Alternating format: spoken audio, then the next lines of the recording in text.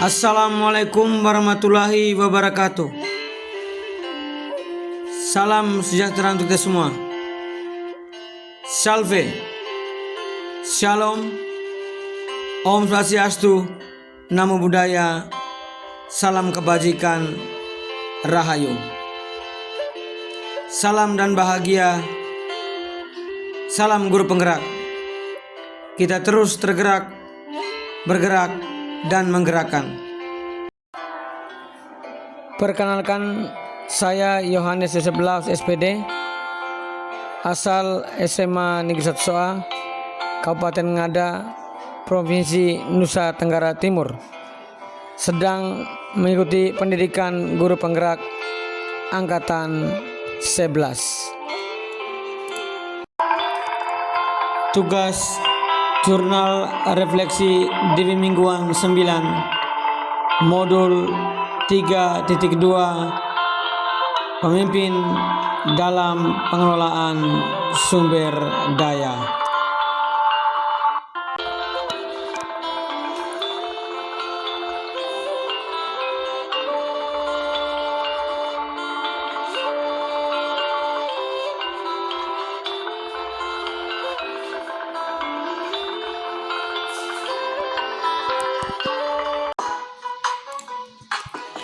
Dalam menulis jurnal refleksi diri mingguan 9 menggunakan model 1, yaitu model 4F, Facts, Feeling, Findings, dan Future, yang diprakarsai oleh Dr. Roger Greenaway. 4F dapat diterjemahkan menjadi 4P, yakni peristiwa, perasaan, pembelajaran, dan penerapan.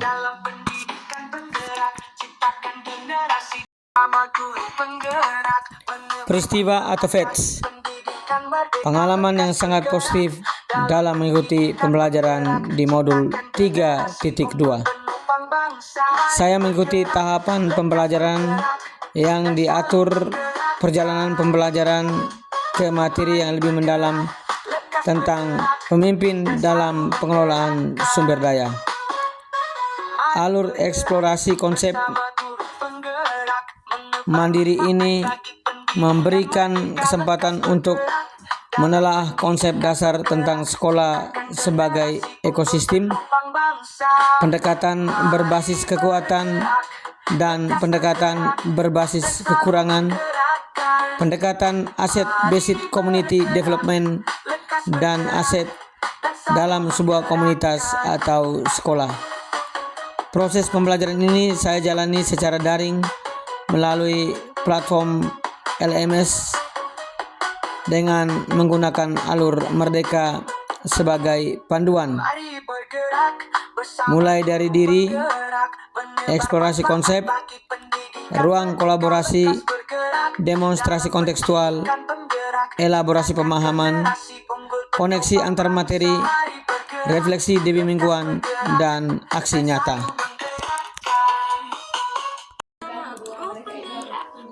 Yang saya pelajari pertama dalam alur mulai dari diri, saya diminta untuk menggali kembali pengetahuan awal tentang ekosistem sekolah dan peran pemimpin dalam pengelolaan sumber daya sekolah melalui 7 pertanyaan yang disediakan. Kemudian saya melanjutkan ke alur eksplorasi konsep, di mana saya belajar secara mandiri melalui materi-materi yang tersedia di LMS. Materi ini meliputi pendekatan berbasis masalah dan berbasis aset, serta pengembangan komunitas berbasis aset.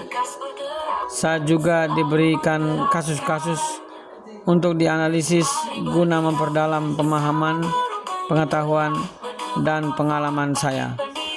Setelah itu, pada alur ruang kolaborasi, saya terlibat dalam diskusi dengan anggota kelompok untuk membahas kekuatan sumber daya di sekolah dan daerah kami.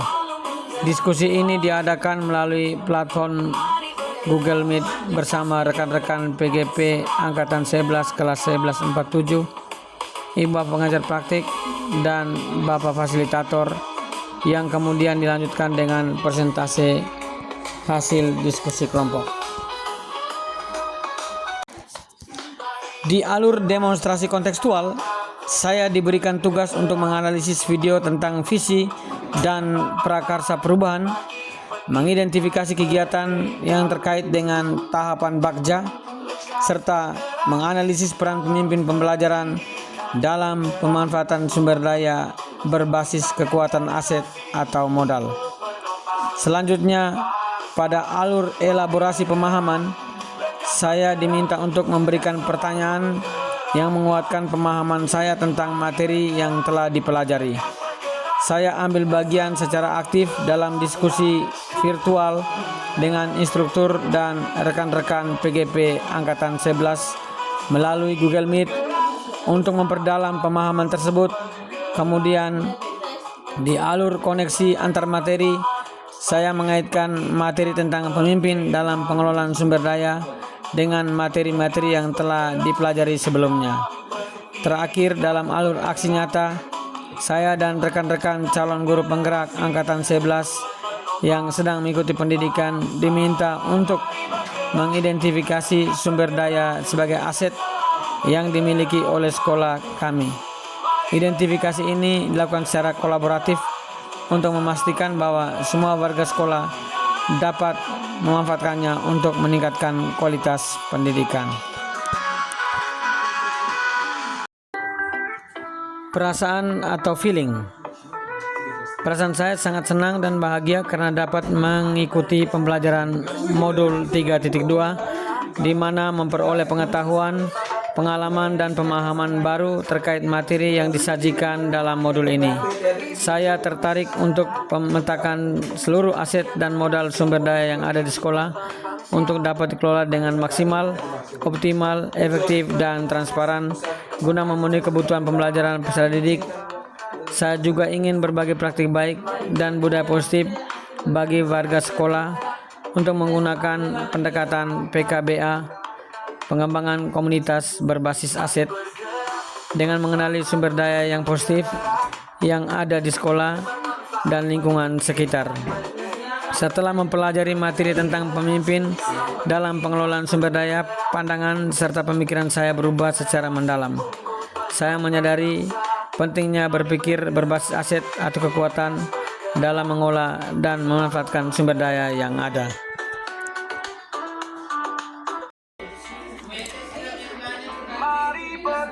Perubahan mindset atau pola pikir berbasis aset atau modal ini sangat membuka wawasan saya untuk mengoptimalkan potensi yang ada di sekolah, bukan hanya dari segi fasilitas fisik, tetapi juga dari segi kekuatan internal maupun eksternal yang dimiliki oleh komunitas sekolah.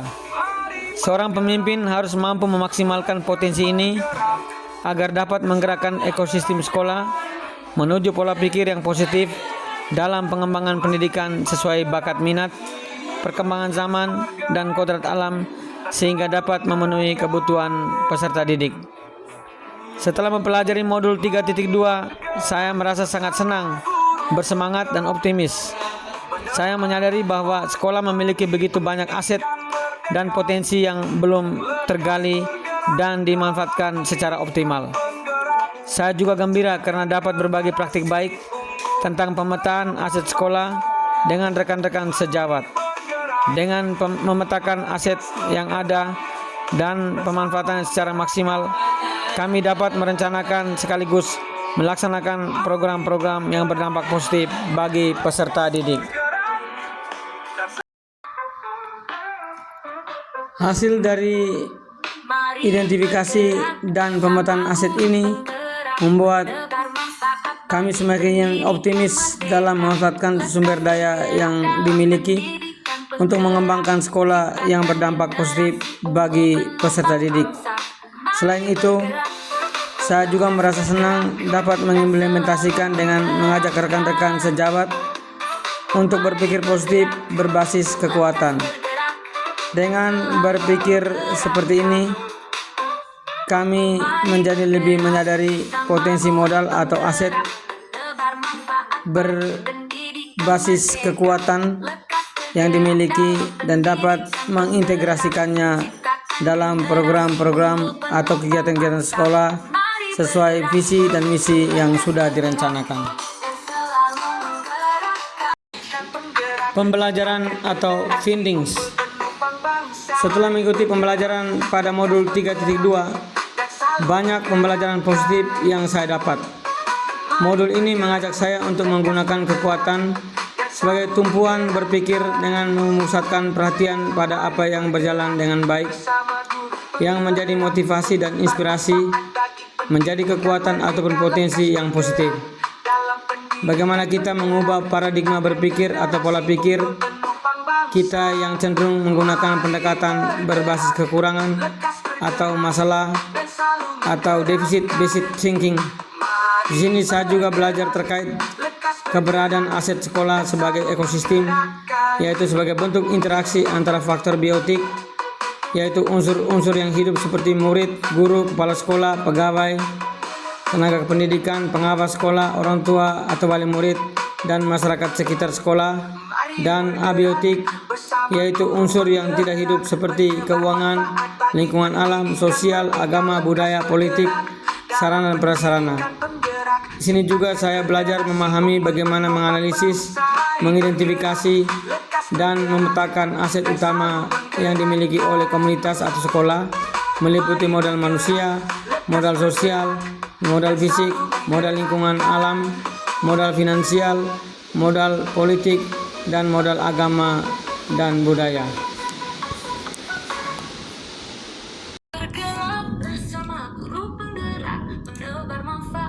Sebelum mempelajari modul 3.2, saya berpandangan bahwa sekolah adalah sebuah lembaga yang terdiri dari berbagai komponen biotik dan abiotik saling berinteraksi. Faktor-faktor seperti murid, kepala sekolah, guru, pegawai, orang tua, masyarakat, pemerintah daerah merupakan bagian dari ekosistem sekolah yang saling mempengaruhi dan membutuhkan keterlibatan aktif. Di sisi lain, faktor abiotik seperti keuangan, sarana prasarana, lingkungan alam juga berperan penting dalam mendukung proses pembelajaran. Tetapi setelah meresapi sekaligus memperdalam materi tentang pemimpin dalam pengelolaan sumber daya, pemahaman saya tentang konsep ekosistem sekolah mengalami perubahan yang sangat mendalam. Saya menyadari betapa pentingnya mengadopsi pandangan berbasis aset atau kekuatan dalam mengelola sumber daya yang ada di sekolah. Pendekatan ini tidak hanya melihat masalah dan kekurangan yang ada, tetapi juga mengidentifikasi dan memanfaatkan kekuatan serta potensi dari sumber daya yang dimiliki oleh komunitas sekolah.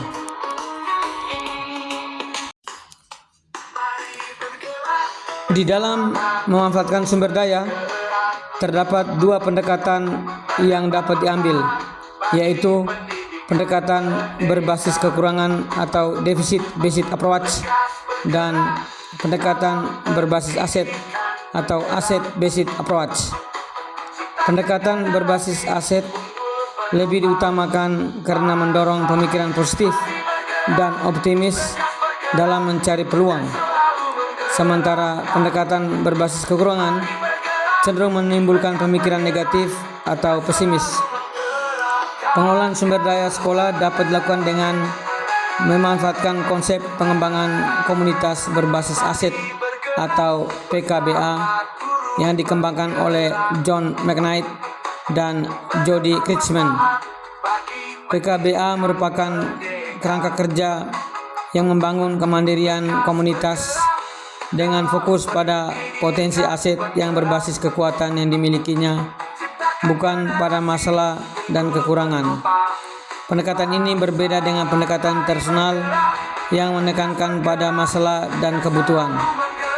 PKBA lebih menitikberatkan pada kapasitas, kemampuan, jaringan, dan potensi yang dimiliki oleh komunitas sekolah.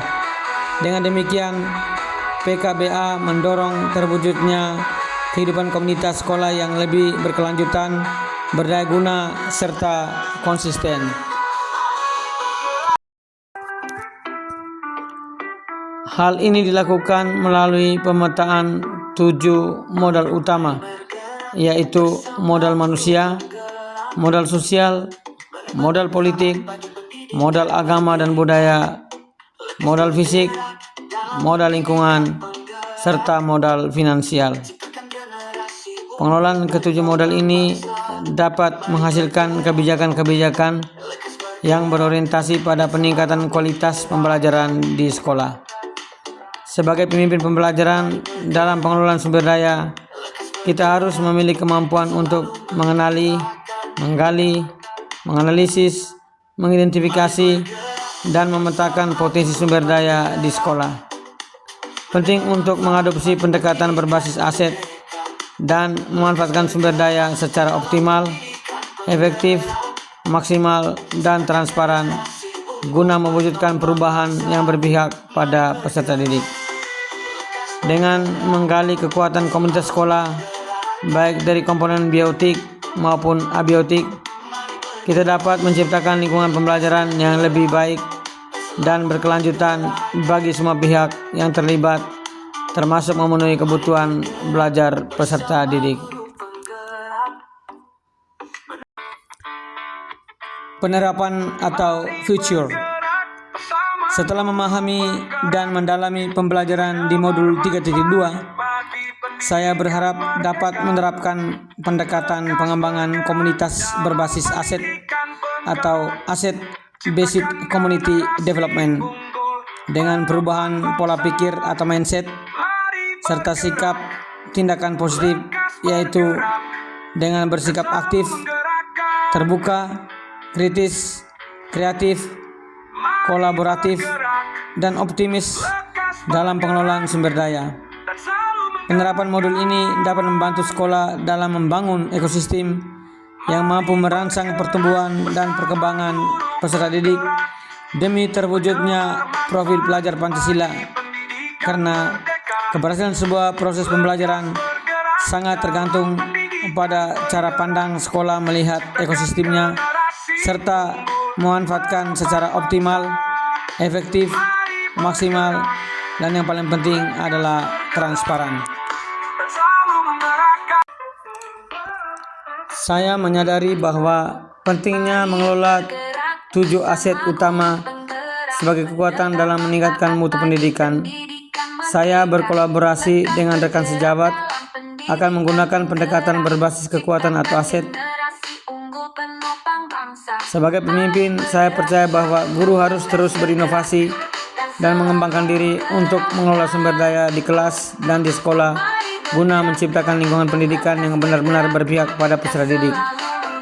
Saya bertanggung jawab untuk membimbing setiap individu peserta didik, memberdayakan peran dan nilai-nilai guru, merumuskan visi dan misi perubahan yang jelas, membangun budaya positif di lingkungan sekolah, menerapkan pendekatan pembelajaran yang beragam, dan memperhatikan aspek sosial emosional peserta didik agar dapat membuat keputusan yang tepat. Dan saya juga akan melakukan pendampingan dan supervisi akademik secara teratur, konsisten, serta membuat keputusan atau kebijakan yang berlandaskan pada nilai-nilai moral dan berpihak pada peserta didik. Dalam mengelola sumber daya yang dilakukan dengan sungguh-sungguh akan membantu menciptakan lingkungan pembelajaran yang inklusif, aman, nyaman, menyenangkan, berdaya guna, dan berorientasi pada kekuatan aset serta kebaikan bersama. Dengan demikian, saya yakin bahwa melalui upaya ini kita dapat mencapai visi dan misi bersama untuk meningkatkan kualitas pembelajaran dan pendidikan bagi setiap kebutuhan individu peserta didik secara optimal, efektif, dan konsisten.